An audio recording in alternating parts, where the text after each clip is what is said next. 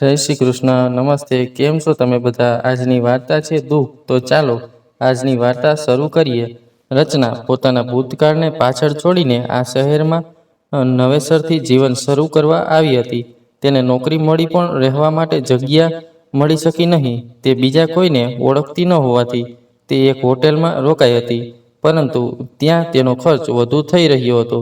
તેથી પૈસા બચાવવા અને પોતાના જીવનમાં સ્થિરતા લાવવા માટે તેને કાયમી રહેઠાણ શોધવાનું શરૂ કર્યું.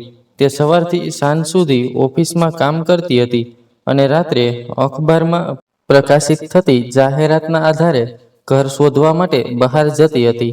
પરંતુ ઘણા સમયથી તેને કોઈ ઘર ગમતું ન હતું. એક દિવસ રચના સવારની ચા પીતી વખતે અખબારમાં ખાલી ખાલી ઘરોની જાહેરાત જોઈ રહી હતી. ત્યારે તેની નજર એક જાહેરાત પર પડી. પેઇંગ ગેસ્ટ માટે એક છોકરીની જરૂર છે. જાહેરાતમાં લખેલી વાતો રચના માટે યોગ્ય હતી. તેણીએ વિચાર્યું કે કદાચ અહીં બધું કામ થઈ જશે. તે જગ્યા ઓફિસથી બહુ દૂર ન હતી. તો કંઈ પણ વિચાર્યા વગર રચના ઓફિસ પછી તે સરનામે પહોંચી. જ્યારે તે ત્યાં પહોંચી અને દરવાજો ખખડાવ્યો, ત્યારે એક 70 વર્ષની વૃદ્ધ મહિલાએ દરવાજો ખોલ્યો અને પોતાનો પરિચય આપતા કહ્યું, "દીકરી, અંદર આવ. મારું નામ શારદા છે. તું મને સત્તુદાદી કહી શકે છે. અહીં બધા મને આ જ નામથી બોલાવે છે. દીકરી, તું ક્યાં રહે છે?" શારદાબેને રચનાને અંદર આવતા પૂછ્યું. તો રચનાએ કહ્યું, "હા, હું સુરતથી છું. તું પરિણીત છે?" ના. રચનાએ ન ઈચ્છતા હોવા છતાં ખોટું બોલ્યું, કારણ કે તેને લાગ્યું કે જે તે સત્ય કહેશે તો તેને બીજા ઘણા પ્રશ્નોનો સામનો કરવો પડશે. પછી શારદાબેને પૂછ્યું, "શું તું આ શહેરમાં એકલી રહે છે કે તારા કોઈ બીજા સગા પણ છે?" "ના, હું એકલી રહું છું." રચનાનો જવાબ સાંભળીને શારદાબેને કહ્યું, "ચિંતા ન કર દીકરા. જેની પાસે કોઈ નથી તેની પાસે ભગવાન છે. જો તને વાંધો ન હોય તો હું તને કંઈક પૂછી શકું?" "દીકરા, હા, પૂછો ને." રચનાએ હા પાડી. ત્યારે શારદાબેને કહ્યું, "દીકરા, કામ કરવું એ તારો શોખ છે કે જરૂરિયાત?" "હા, મને તેની જરૂર છે." રચનાએ ધીમેથી કહ્યું. તો તેના જવાબથી સંતોષ થઈને શારદાબેન ત્યાંથી ઊભા થયા અને કહ્યું, "ઠીક છે દીકરા, તું બેસ. હું તારા માટે ખાવા માટે કંઈક લઈ આવું છું." "ના માજી, ચિંતા ના કરો. મને કંઈ ખાવાનું મન નથી. મારે બીજે ક્યાંક પણ જવાનું છે. જો તમે મને તે રૂમ બતાવી શકો તો સારું રહેશે." શારદાબેનની ઉંમર જોઈને રચનાએ તેમને રોકીને કહ્યું, "હા દીકરા, તું રૂમ જોઈ શકે છે, પણ પહેલા મેં બનાવેલી ચા પીને તો જો." પ્રિયા કહેતી હતી કે દાદી, તમે ખૂબ સારી ચા બનાવો છો. શારદાબેને કહ્યું. ત્યારે તેમની આત્મીયતા જોઈને રચનાથી રહેવાયું નહીં અને તેને પૂછ્યું, "આ પ્રિયા કોણ છે?" "મારી પૌત્રી. તે હવે ક્યાં છે?" "તે હવે નથી રહી." આટલું કહેતા કહેતા શારદાબેનની આંખોમાં આંસુ આવી ગયા. તે ત્યાંથી ઊભા થયા અને લાકડીના સહારે રસોડા તરફ જતા રહ્યા. તેમની આંખોમાં રહેલા આંસુ રચનાથી છુપાઈ શક્યા નહીં. તે તેમની પાછળ જવા માંગતી હતી, પણ તે જઈ શકી નહીં, કારણ કે તેને લાગ્યું કે તેના રસોડામાં જવાથી તેમને ખરાબ ન લાગી જાય. આ વિચારીને તે ડ્રોઈંગ રૂમમાં બેઠી અને આસપાસ જોવા લાગી. દિવાલ પર ઘણા બધા ફોટોગ્રાફ્સ હતા, પરંતુ જે ફોટોગ્રાફ્સ તેને સૌથી વધુ આકર્ષિત કરતો હતો તે એક છોકરીનો હતો. કેટલાકમાં તે દુલ્હનના પોશાકમાં હતી તો કેટલાકમાં તે પશ્ચિમી પોશાકમાં છોકરી જેવી દેખાતી હતી. "આ મારી પૌત્રી પ્રિયા છે." શારદાબેને તેને ચા આપતી વખતે કહ્યું. તો રચનાએ કહ્યું, "માજી, જો તમને વાંધો ન હોય તો હું પૂછી શકું કે તે આ દુનિયામાં કેમ નથી? તેની સાથે શું થયું હતું?" "હા દીકરા, જરૂર. પણ કહાની ઘણી લાંબી છે. હું તને ફરી ક્યારેક કહીશ. તું કહેતી હતી ને કે તારે વહેલા જવું પડશે, તો થોડી ચા આપી અને મને કહે કે કેવી બની છે." "સારી છે, બહુ જ સારી બની છે." રચનાએ ચા પીધા પછી કહ્યું. ચા પીધા પછી શારદાબેને તેને રૂમ બતાવવા લાગ્યા. રૂમનું નિરીક્ષણ કર્યા પછી તેમણે કહ્યું, "આ મારી પૌત્રી પ્રિયાનો રૂમ છે. હું આ રૂમ કોઈને આપવા માંગતી ન હતી, પણ હવે આ વૃદ્ધાવસ્થામાં એકલા રહેવું ખૂબ જ મુશ્કેલ છે, તો હું આ રૂમ પ્રિયા જેવી છોકરીને આપવા માંગતી હતી. તેથી જ મેં આ જાહેરાતમાં છપાવ્યું હતું." આમ પણ મને ભાડું વાત કરતાં વધુ સારા સાથીની જરૂર હતી. તેથી જ મેં તને આટલી બધી પૂછપરછ કરી. જો કે હું જાણું છું કે તારી ઉંમરના બાળકોને વધારે પૂછપરછ કરવાનું પસંદ નથી. મને આશા છે કે તને ખરાબ નહીં લાગે. શારદાબેન આ કહેતા કહેતા ભાવુક થઈ ગયા. ત્યારે રચનાએ કહ્યું, ના માજી, આમાં ખરાબ લાગવાની શું વાત છે? આ બધું પૂછવાનો તમારો અધિકાર છે. છેવટે કોઈ પણ વ્યક્તિ કોઈને જાણ્યા વગર પોતાના ઘરમાં થોડું રાખી લે. રૂમ સરસ અને હવાદાર લાગતો હતો. ત્યાં એક એટેચ બાથરૂમ હતું. જ્યારે રચનાએ રૂમની સાથે એક નાનું રસોડું જોયું ત્યારે તેને વધુ સંતોષ થયો. ત્યારે શારદાબેને કહ્યું, મેં આ રસોડું એ વિચારથી બનાવડાવ્યું છે કે હું જેને પણ આપીશ તે ઈચ્છે તો પોતાની પસંદગીનું કંઈ પણ બનાવી શકે. અને મારી પાસે એક વધારાનો ગેસ સ્ટવ હતો, તેથી મેં તેને અહીં રખાવી દીધો. રૂમ ન ગમવાનું કોઈ કારણ ન હતું. ભાડું વધારે ન હતું અને તેઓ કોઈ એડવાન્સ પૈસા પણ માંગતા ન હતા. સૌથી મહત્વની વાત એ હતી કે તેમના માતૃત્વના વર્તનથી રચનાનું દિલ જીતી લીધું હતું. અને તે બીજા દિવસે પોતાનો સામાન શિફ્ટ કરવાની વાત કહીને ત્યાંથી ચાલી ગઈ.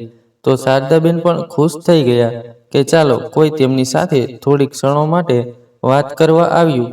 બીજા દિવસે રચના પોતાનો સામાન શિફ્ટ કરીને રૂમમાં સામાન મૂકી રહી હતી. ત્યારે શારદાબેન નાસ્તો અને ચા લઈને આવ્યા અને તેને રાત્રિ ભોજન માટે પણ આમંત્રણ આપ્યું. રચના કોઈ અજાણ્યા શહેરમાં કોઈનો સહારો મળવાથી ખુશ થઈ ગઈ હતી. બીજા દિવસે રવિવાર હતો અને રચના આખા અઠવાડિયાના પોતાના કપડાં ધોઈ રહી હતી. કપડાં ધોવાનો અવાજ સાંભળીને શારદાબેને દરવાજો ખખડાવ્યો. તો રચના બહાર આવી. ત્યારે શારદાબેને કહ્યું, દીકરા, હાથે કપડાં ધોવાની શું જરૂર છે? ઘરમાં મશીન છે. જો તું અઠવાડિયેમાં એકવાર તેનો ઉપયોગ કરીશ તો કંઈ નહીં બગડી જાય. આ સાંભળીને રચનાને અચાનક તે દિવસ યાદ આવી ગયો જ્યારે તેના સાસરિયાના ઘરે ઘણા બધા કપડાં ધોયા પછી તેને એક દિવસ વિકાસને વોશિંગ મશીન ખરીદવા કહ્યું. વિકાસ કંઈ બોલે તે પહેલાં તેની સાસુએ તેને ટોણા મારતા કહ્યું, તે થોડા કપડાં શું ધોઈ લીધા, વોશિંગ મશીન વિશે વાત કરવા લાગી. જો તું આટલી નાજુક હતી તો દહેજમાં વોશિંગ મશીન કેમ ના લઈને આવી? આખો દિવસ નોકરાણીની જેમ કામ કર્યા પછી પણ દરેક નાની નાની વાત પર ટોણા સાંભળવાની તેની આદત બની ગઈ હતી. પરંતુ દુઃખની વાત એ હતી કે વધુ કામ કરવા છતાં તેને એવું ભોજન મળતું હતું જાણે કે તે તેની હકદાર ન હોય. તેને ફળો કે દૂધ ખાધાને વર્ષો વીતી ગયા હતા. જ્યારે તે ગર્ભવતી થઈ ત્યારે તેની સાસુના વર્તનમાં થોડો ફેરફાર થયો. પરંતુ હદ તો ત્યારે થઈ ગઈ જ્યારે તેને પુત્રીને જન્મ આપ્યો.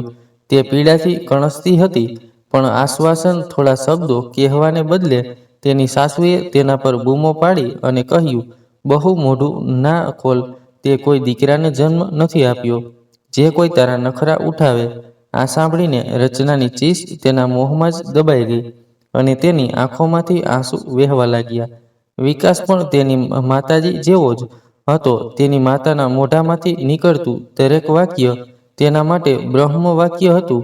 દીકરી દૂધ માટે રડતી રહેતી અને સાસુ તેને કામમાં વ્યસ્ત રાખતી. તે કલ્પના પણ નહોતી કરી શકતી કે કોઈ સ્ત્રી આટલી અસંવેદનશીલ હોઈ શકે છે. વહુની વાતો તો ભૂલી જાવ, તેની સાસુ પોતાની પુત્રીને પણ પ્રેમ કરતી ન હતી. એકવાર વિકાસ ક્યાંક દૂર ગયો હતો અને તે દરમિયાન તેની દીકરી આકાંક્ષાને તાવ આવ્યો. તેને તાવ આવતો રહ્યો અને તેની સાસુ ઘરગથ્થુ ઉપચારથી તેની સારવાર કરાવતી રહી.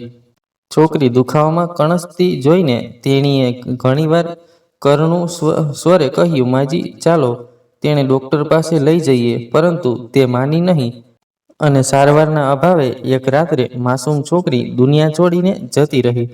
બીજા દિવસે જ્યારે વિકાસ ઘરે આવ્યો ત્યારે તેની સાસુએ તેના પર તેની દીકરીની યોગ્ય કાળજી ન લેવાનો આરોપ લગાવ્યો. તો વિકાસે પણ તેની સાંભળ્યા વિના તેને 2-4 થપ્પડ મારીને રૂમમાંથી બહાર કાઢી મૂકી. તેની દીકરીનું દુઃખ અને વિકાસના થપ્પડથી તે ખૂબ જ હચમચી ગઈ હતી. તે એક ક્ષણે ઘર છોડીને ચાલી ગઈ. ગમે તેમ પણ એવી જગ્યાએ રહેવાનો શું ફાયદો જે તેનું સન્માન ન હોય? સ્ત્રી સાથે પતિ નહીં પણ ગુલામ જેવો વ્યવહાર થતો હતો. તે જાણતી હતી કે તેનું આ પગલું તેને અનૈતિક સ્ત્રી હોવાનું સાબિત કરશે, પણ તે શું કરી શકે? સહનશીલતાની પણ એક હદ હોય છે. જ્યારે હદ પાર થઈ જાય છે, ત્યારે સારા ખરાબ વિચારની અને સમજવાની શક્તિ જ ખતમ થઈ જાય છે. પણ તેને નક્કી કરી લીધું હતું કે તે આવા સંબંધોમાંથી મુક્ત થશે અને પોતાના માટે એક નવો રસ્તો શોધશે. તે પોતાના ઘરે પાછી જવા માંગતી ન હતી, કારણ કે તે જાણતી હતી કે તેના માતા-પિતા તેને પોતાના આત્મસન્માનનો હવાલો આપીને સંજોગો સાથે સમાધાન કરવાનું કહેશે. ત્યાં રહીને પણ તેને શાંતિ નહીં મળે, એવું વિચારીને તેણે તેની બહેનપણી આરતીના ઘરે જવાનું નક્કી કર્યું.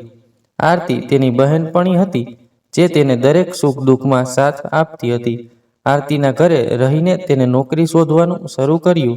જ્યારે તેના માતા-પિતાને આ વાતની ખબર પડી, ત્યારે તેઓએ તેને ખૂબ ઠપકો આપ્યો, પરંતુ તે પોતાના નિર્ણય પર અડગ રહી. તેણીનો દ્રઢ નિશ્ચય જોઈને તે તેમને ક્યારેય પોતાનું મોઢું ન બતાવે એમ કહીને જતા રહ્યા. માતા-પિતાની વાત સાંભળીને રચનાનું હૃદય ફાટી ગયું. શું કોઈ વ્યક્તિનું નાક એટલું ઊંચું હોઈ શકે છે કે મુશ્કેલીના સમયે પણ તે પોતાના બાળકો સાથેના સંબંધો તોડી શકે?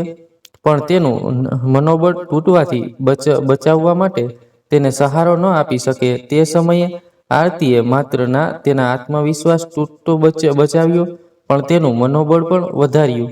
તેને નોકરી મેળવવામાં પણ ઘણી મદદ કરી. થોડા પ્રયત્નો પછી તેને એક કંપનીમાં સેલ્સ મેનેજરની નોકરી મળી ગઈ.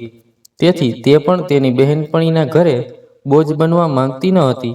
તેથી તેણીએ તેની બહેનપણીનું ઘર છોડી દીધું અને એક અજાણ્યા શહેરમાં સુરતમાં રહેવા લાગી ગઈ. દીકરી, તું શું વિચારોમાં ખોવાઈ ગઈ છે? થેન્ક યુ દાદી, આજે તો ધોઈ નાખ્યા છે. આગલી વખતે હું મશીનમાં ધોઈશ. શારદાબેનનો પ્રેમાળ અવાજ સાંભળીને રચનાએ વિચારોમાંથી બહાર આવતા કહ્યું. તો શારદાબેને કહ્યું, દાદી, ખરેખર દીકરા, તારા મોઢેથી દાદી નામ સાંભળીને બહુ સારું લાગે છે. મેં બીજા બધા સંબંધો તો ખોઈ દીધા છે, કમસે કમ હું આ સંબંધ તો ફરીથી જીવી શકું છું. આટલું કહીને તેમણે આંખો લૂછી અને કહ્યું, આજે તારી રજા છે, તો હું સરગવાનું શાક અને મકાઈના રોટલા બનાવી રહી છું. તું પણ આવી જજે, મને સારું લાગશે. દાદીમાએ કહેલા શબ્દોએ રચનાના હૃદયમાં હલનચલન મચાવી દીધી હતી. આ સમયે રચના તેમને વધુ કંઈ પૂછીને તેમની લાગણીઓને ઠેસ પહોંચાડવા માંગતી ન હતી. ખબર નહીં કેમ આજે તેઓ પણ તેને પોતાની જેમ લાચાર અને એકલા લાગી રહ્યા હતા.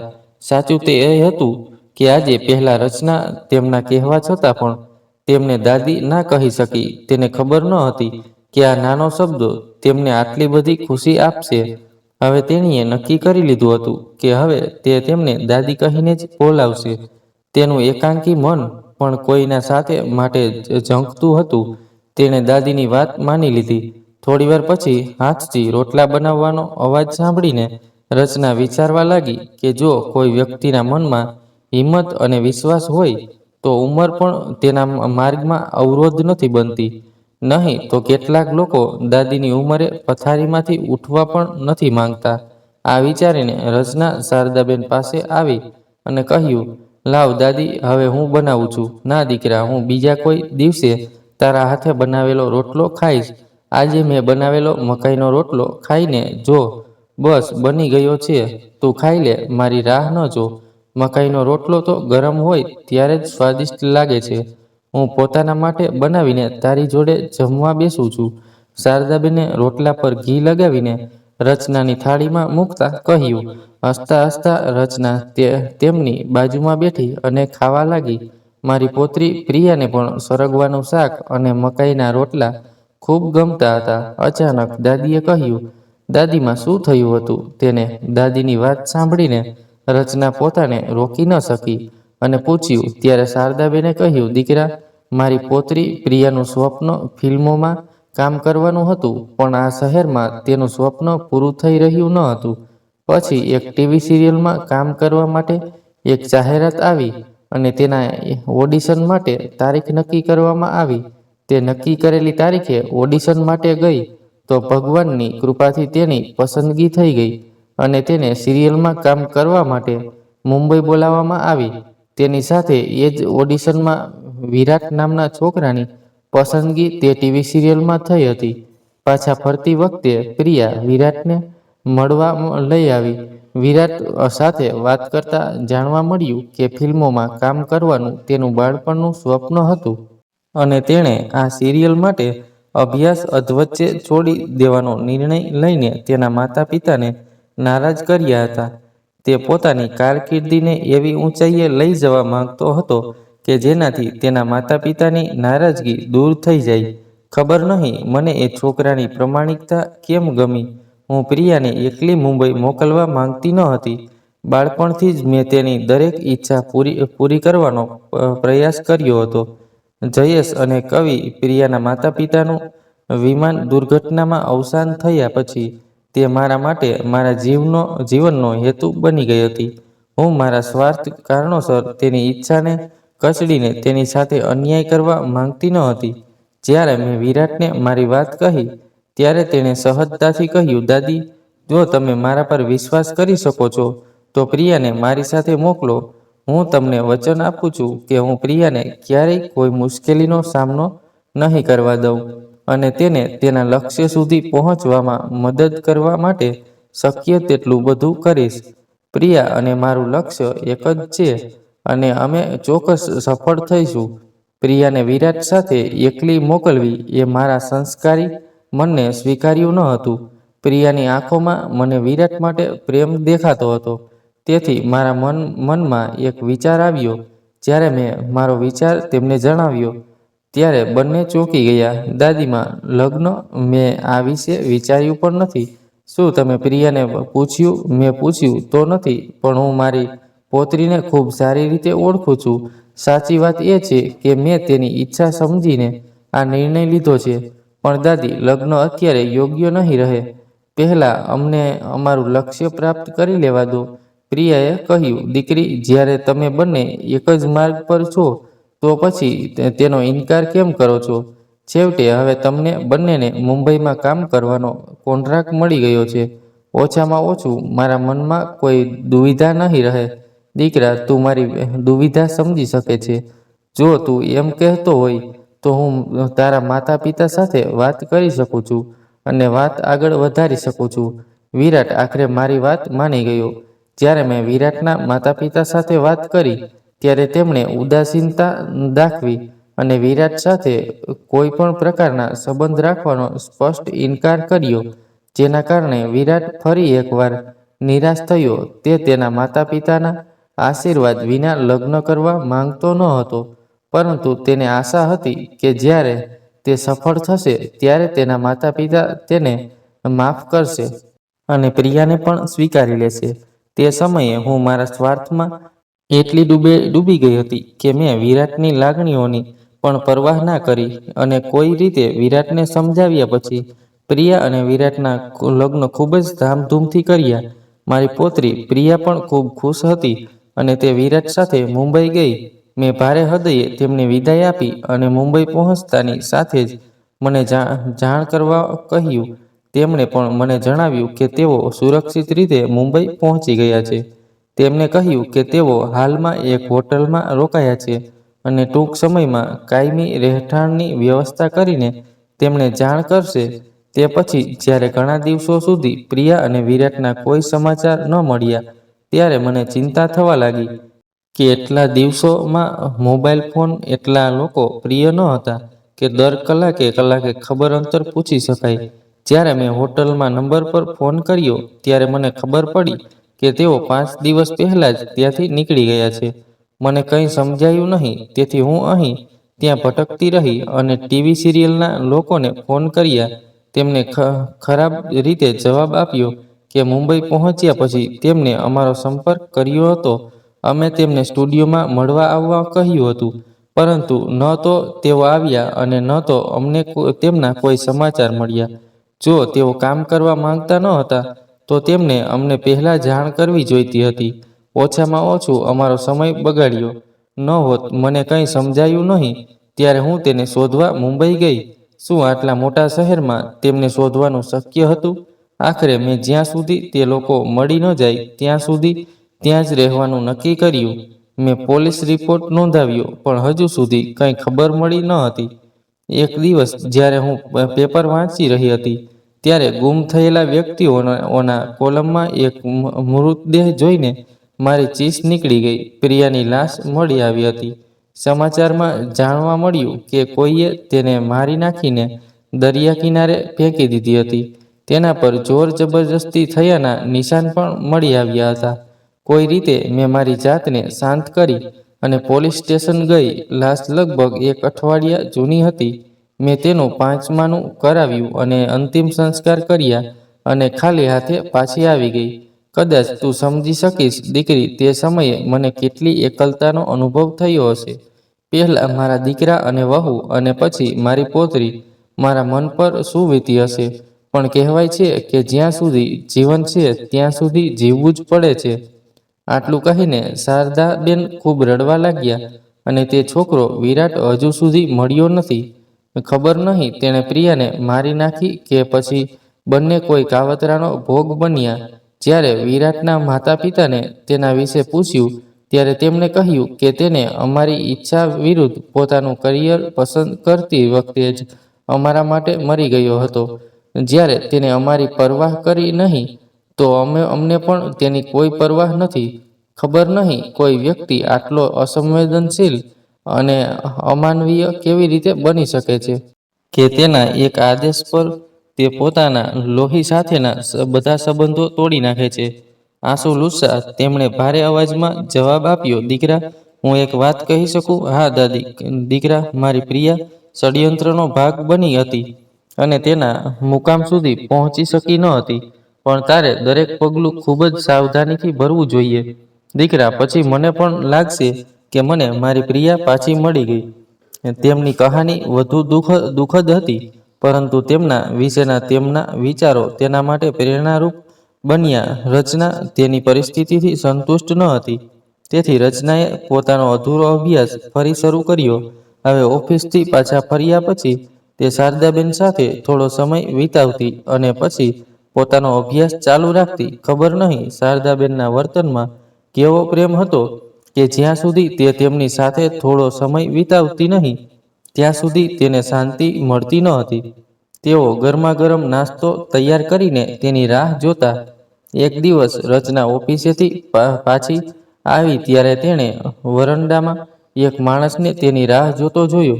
આવતાની સાથે જ તેણે રચનાને કાગળ આપ્યો અને તેને સહી કરવાનું કહ્યું.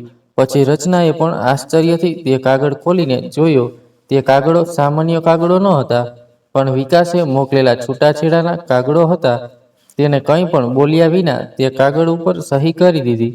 એક સહી સાથે તેના 7 જન્મના બંધન સમાપ્ત થઈ ગયા હતા. તે પોતે જ તે બંધન તોડીને આવી હતી, પરંતુ તેમ છતાં કોઈ અજાણ્યા કારણોસર તેના મનમાં એક આશા હતી. આજે તે આશા પણ તૂટી ગઈ. તે ખૂબ જ ઉદાસ હતી અને તેના રૂમમાં સૂવા જતી રહી. જ્યારે દાદીએ જોયું કે તે તેમની પાસે આવી રહી નથી, ત્યારે તેમણે તેના રૂમનો દરવાજો ખખડાવ્યો. તેના આવતાની સાથે જ તેમણે કહ્યું, દીકરા, શું થયું? તબિયત સારી નથી? આવજે, મેં તારા મનપસંદ પોહા બનાવ્યા છે. જો તું ખાઈશ તો તને ગમશે. દાદીને પોતાના પ્રત્યે આટો પ્રેમ જોઈને રચના ના ન પાડી શકી અને તેમની પાછળ ગઈ. તેને ચૂપચાપ ખાતી જોઈને દાદીએ તેને તેના ઉદાસીનતાનું કારણ પૂછતા કહ્યું, શું થયું દીકરા? થોડા સમય પહેલા અહીં આવ્યો હતો તે માણસ કોણ હતો? આ સાંભળીને રચના ખૂબ રડવા લાગી. આજે તેણે શારદાબેનને પોતાની આખી વાત કહી. પણ દીકરી, તું તો કહેતી હતી કે તું પરણેલી નથી અને તારું આ દુનિયામાં કોઈ નથી. હા દાદી, એ વાત સાચી છે કે આજ સુધી મેં તમને મારા જીવનના કાળા પ્રકરણ વિશે જણાવ્યું નથી. પણ શું એ વાત સાચી નથી કે મેં એવા લોકો સાથેના બધા સંબંધો તોડી નાખ્યા હતા જેમનું મારા જીવનમાં પાછા ફરવું અશક્ય હતું? તો તેમના વિશે કહીને હું શું કરતી? શું કોઈ વ્યક્તિનું નામ એવી વ્યક્તિ સાથે જોડવું યોગ્ય છે જેની સાથે કોઈ સંબંધ નથી? મારે મારું નામ એવી વ્યક્તિ સાથે કેમ જોડવું જોઈએ જેને ક્યારેય મારી કાળજી લીધી નથી? તું સાચું કહી રહી છે દીકરી. જેને આપણી પરવાહ નથી તેની સાથે આપણે આપણું નામ કેવી રીતે જોડી શકીએ? પણ આવું હંમેશા બનતું નથી. મારો મોટો દીકરી જયેશ વિમાન દુર્ઘટનામાં મૃત્યુ પામ્યો અને બીજો દીકરો પંકજ 7 સમુદ્ર પાર બેઠો છે. શું તમારો બીજો દીકરો પણ છે? તમે મને ક્યારેય કહ્યું નહીં? રચનાએ આશ્ચર્યથી કહ્યું. ત્યારે શારદાબેને કહ્યું, મારી દીકરી, હું તેના વિશે શું કહું? તે છેલ્લા 9 વર્ષથી આવ્યો નથી. તે એટલો વ્યસ્ત છે કે તેની પાસે કોઈની માટે સમય નથી. તે મને વારંવાર કહેતો રહેતો હતો કે હું મારું બધું વેચીને તેની પાસે જતી રહું. દીકરી, હું મારા જીવતા આ ઘર કેવી રીતે વેચી શકું? પ્રિયાના દાદાએ એક પૈસો બચાવીને આ ઘર બનાવ્યું હતું. ઘર સાથે મારે ઘણી બધી મીઠી અને ખાટી યાદો જોડાયેલી છે. જો હું અહીંથી જઈશ તો ફક્ત મારું શરીર જ જશે, મારું મન નહીં. પણ દાદી, દીકરી, મને ખબર છે કે તારા મનમાં કેવા પ્રકારના પ્રશ્નો આવી રહ્યા છે. વ્યક્તિના જીવનમાં કેટલીક ક્ષણો એવી આવે છે જ્યારે તે કોઈ પણ નિર્ણય લેતા પહેલા ઘણીવાર વિચારે છે અને વારંવાર પોતાની જાતને પ્રશ્ન કરે છે. મારા મનને હંમેશા મારા પ્રશ્નો એક જ જવાબ મળ્યો છે કે મારે પંકજ પાસે ન જવું જોઈએ. હું એવા દીકરા પાસે કેવી રીતે જઈ શકું જેને ક્યારે મારી ખબર અંતર નથી લીધી? હું તેની પાસે કેવી રીતે જઈ શકું? તે ફક્ત મારી પાસેથી પૈસા લેવા માંગે છે, બીજું કંઈ નહીં. અત્યાર સુધી હું સ્વતંત્ર જીવન જીવી રહી છું. પંકજના પિતા હંમેશા કહેતા કે શારદા, બાળકો સામે ક્યારેય હાથ ના ફેલાવતી. એમ જ તારી ઇજ્જત છે. એ વાત અલગ છે કે આજે તેઓ મારી સાથે નથી, પણ તેમની યાદો હજુ પણ છે. તેમણે મારા માટે એટલું બધું છોડ્યું છે કે ન તો ત્યારે કે ન તો ભવિષ્યમાં મારે કોઈની આગળ હાથ લંબાવવા પડશે. અને આ જ કારણ છે કે પંકજ અને તેની પત્ની મને પોતાની સાથે લઈ જવા માંગે છે અને મારી બધી મિલકત હડપ કરીને મને બેઘર કરવા માંગે છે. દીકરી, હું આ બસ એમ જ નથી કહી રહી. હું તેમની સાથે થોડા મહિના વિતાવેલા અનુભવના આધારે કહી રહી છું. હવે હું ભગવાનને પ્રાર્થના કરું છું કે મારો અંત પણ શાંતિપૂર્ણ થઈ જાય અને મને આ બધા લગાવ અને સ્નેહમાંથી મુક્તિ મળી જાય. ના દાદી, એવું ના કહો, રચનાએ આંખોમાં આંસુ લૂછતા કહ્યું. ત્યારે શારદાબેને કહ્યું, ઠીક છે દીકરી, હવે તું તારો અભ્યાસ કરી શકે છે. મેં તારો સમય બગાડ્યો. ના દાદી, એવું કંઈ નથી. આટલું કહીને રચના પણ પોતાનો અભ્યાસ કરવા ગઈ. જીવન આમ જ ચાલતું હતું. એક દિવસ રચના ઓફિસેથી ઘરે પાછી ફરી રહી હતી. ત્યારે તેને તેની બહેનપણી આરતીનો ફોન આવ્યો. રચના, તારું પરિણામ આવી ગયું છે. જલ્દી ચેક કર, તું સરકારી શિક્ષક બની ગઈ છે. તું શું કહી રહી છે? રચનાએ ખુશ થઈને કહ્યું અને તરત જ ફોન કાપીને પોતાનું પરિણામ જોવા લાગી. તેની ખુશીનો કોઈ પાર ન હતો. તે સૌ પ્રથમ તે આ ખુશખબર દાદી સાથે શેર કરવા માંગતી હતી.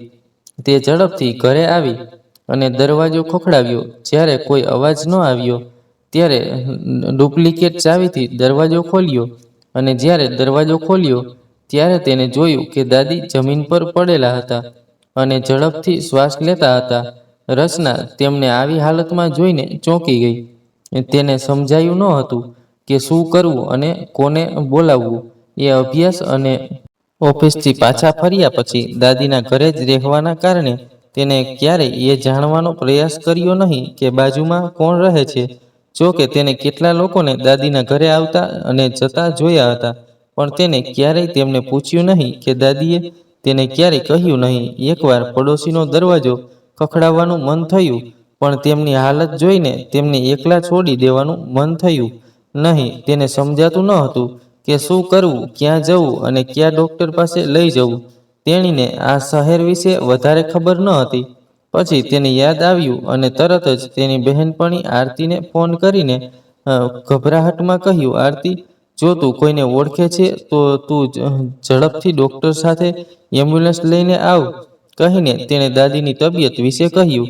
તો આરતીએ કહ્યું, ઠીક છે, ચિંતા ન કર, હું તરત જ ડૉક્ટરને લઈને આવું છું. એટલું કહીને ફોન મૂકી દીધો. તો રચના દાદી પાસે બેઠી અને તેમને હિંમત આપવા લાગી. દાદી, ચિંતા ન કરો, તમને કંઈ નહીં થાય. મારી બહેનપણી આરતી ડૉક્ટર સાથે આવી રહી છે. એટલામાં એમ્બ્યુલન્સનો અવાજ આવ્યો. કોઈ રીતે રચના તેમને હોસ્પિટલ લઈ ગઈ. દાદીને દાખલ કર્યા પછી રચનાએ તેમના મોબાઈલમાંથી પંકજનો નંબર શોધી કાઢ્યો અને તેને ફોન કર્યો. એમ્બ્યુલન્સનો અવાજ સાંભળીને પડોશીઓને પણ ખબર પડી ગઈ. તેઓ બધા તેમને જોવા અને મદદ કરવા હોસ્પિટલમાં આવ્યા. પરંતુ ડોક્ટરના શ્રેષ્ઠ પ્રયાસો છતાં તેનો દીકરો પંકજ પહોંચે તે પહેલા દાદી જીવનની લડાઈ હારી ગયા. તેમના મૃત્યુ પછી બધા પાસેથી તેમના વખાણ સાંભળીને એવું લાગ્યું કે જાણે તેઓ આખા મહોલ્લાનો જીવ હોય. કોઈના આંટી તો કોઈના દાદી. રચનાએ પડોશીઓ સાથે મળીને તેમના અંતિમ સંસ્કારની તૈયારી શરૂ કરી દીધી અને પંકજ આવતાની સાથે જ તેમના અંતિમ સંસ્કાર કરવામાં આવ્યા. આજે રચના ફરી એકવાર બેઘર અને એકલી થઈ ગઈ. તેને ફક્ત એક વાતનું દુઃખ હતું કે તે સાથે પોતાની ખુશી શેર કરી શકી નહીં. ખુદ તો એ વાતનું પણ દુઃખ તો એ વાતનું પણ હતું કે પંકજ તેની માતાના મૃત્યુ પર શોક કરવાને બદલે તેમની બધી મિલકત વહેંચવાની પડી હતી. ઘરની જાહેરાત મળતા જ રોજ નવા લોકો ઘર જોવા આવવા લાગ્યા. તે પંકજને જોઈતી રકમ મળી ગઈ. પંકજને પોતાનું બધું કામ આટલી ઝડપથી પૂરું કરતા જોઈને રચનાના મનમાં વારંવાર એ વાત આવી રહી હતી કે મરવાવાળાનો તેમના બાળકો પર એટલો પણ અધિકાર નથી કે જો બધું નહીં તો ઓછામાં ઓછા 10-12 દિવસ સુધી તેમના બાળકો દરરોજ સવાર અને સાંજે તેમની યાદમાં દીવો પ્રગટાવે. હકીકતમાં શારદા દાદીના અંતિમ શ્વાસ લેતાની સાથે જ તેમને વર્ષોથી જે વારસો જાળવ્યો હતો તે પણ કોઈ બીજાનો થઈ ગયો. તેને દાદી વગર આ ઘરમાં રહેવાનું મન થતું ન હતું, પણ તે 15 દિવસ ક્યાં રહેતી. સમય જોઈને તેને પંકજને અમદાવાદમાં તેની નોકરી વિશે કહ્યું અને વધુ 15 દિવસ રહેવાની પરવાનગી માંગી. 15 દિવસ પછી જ્યારે રચના આ ઘર છોડીને જવા લાગી ત્યારે તેની આંખોમાં અનાયાસે આંસુ વહેવા લાગ્યા. ખબર નહીં તેને થોડા જ દિવસોમાં દાદી સાથે એટલો બધો લગાવ કેમ થઈ ગયો હતો કે આ ઘર તેને પોતાના ઘર જેવું લાગવા લાગ્યું હતું. સતત તો તે હતું કે આટલું દુઃખ તો જ્યારે તેને તેની માતાનું ઘર છોડીને ગઈ હતી ત્યારે પણ થયું ન હતું.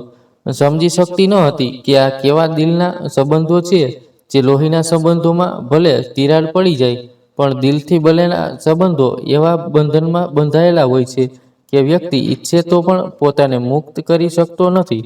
શારદા દાદીએ જ તેને મુશ્કેલીઓ સામે લડતા અને જીવનમાં હંમેશા આગળ વધવાની પ્રેરણા આપી હતી. આજે ઉદાસ હોવા છતાં રચના ખુશ હતી કે દાદીની છેલ્લી ઈચ્છા પૂર્ણ થઈ ગઈ હતી. જે શાંતિ અને આદર સાથે તેમને પોતાનું જીવન જીવ્યું હતું એ જ શાંતિ અને આદર સાથે તેઓ કોઈને દુઃખ પહોંચાડ્યા વિના આ દુનિયા છોડી ગયા અને રચના તેમની યાદોને હૃદયમાં લઈને પોતાની નવી સફર તરફ આગળ વધી. તો તમને વાર્તા કેવી લાગી? જો તમને વાર્તા ગમી હોય તો લાઈક, કોમેન્ટ અને શેર કરજો અને જો તમે નવા હોય તો ચેનલને સબસ્ક્રાઈબ કરજો. તો ચાલો ફરી મળીએ એક નવી કહાની, નવી વાર્તા સાથે. આવજો. જય શ્રી કૃષ્ણ. જય માતાજી.